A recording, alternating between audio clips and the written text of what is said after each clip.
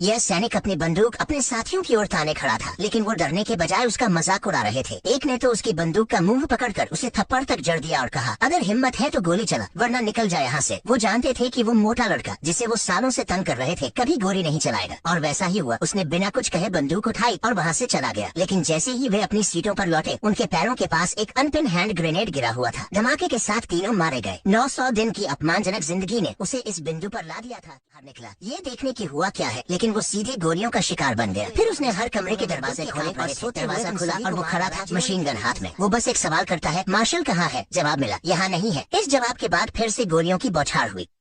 एक ही लड़का बचा, शांत, दुबका हुआ। वो वही था जो कभी उसे इंसान समझता था, इसलिए उसने जान बख्श दी और एक बंदूक उसकी ओर फेंकते हुए कहा, चल अब हमारे दुश्मन को ढूंढते हैं। उधर वो लड़का अपनी माँ को कॉल करता है, जो सेना में उच्च पद पर थी। पहले तो माँ को विश्वास नहीं होता, लेकिन जब फोन पर गोलियों की आवाज आती है तब वो तुरंत अपने सहायक को लेकर निकल पड़ती है। वापस बैरक में बदला ले रहा लड़का हर कोना छान मारता है और आखिरी में वॉशरूम में जाकर उस आदमी को ढूंढ निकालता है जिसने उसे सबसे ज्यादा सताया था। एक झड़प में उसे घायल करता है, लेकिन गोली खत्म हो जाती है। फिर गुस्से में उसकी बंदूक से ही मारना शुरू कर देता है। तभी अफसर मौके पर पहुंचते हैं और उसे गिरफ्तार कर लिया जाता है। जांच शुरू होती है, मगर वो पूरी तरह चुप रहता है जब तक कि उससे यह नहीं कहा जाता कि उसकी माँ बाहर इंतजार कर रही है। जब माँ से मिलता है, वो लाचार सी कहती है, बस 1 साल और सह लेता, तुझे रिटायरमेंट मिल जाता। उसके आंसुओं ने सबकी आंखें नम कर दी। फिर वो बताता है कि कैसे सालों से उसे कूड़ा खाने पर मजबूर किया गया, कैसे उसको नीचा दिखाया गया, लेकिन वो सब सहता रहा क्योंकि उसे अपनी अपंग माँ की चिंता थी। एक दिन पहले उसे बताया गया कि मार्शल रिटायर होते ही उसकी माँ के ठेले पर हमला करेगा। नेक्स्ट पार्ट के लिए कमेंट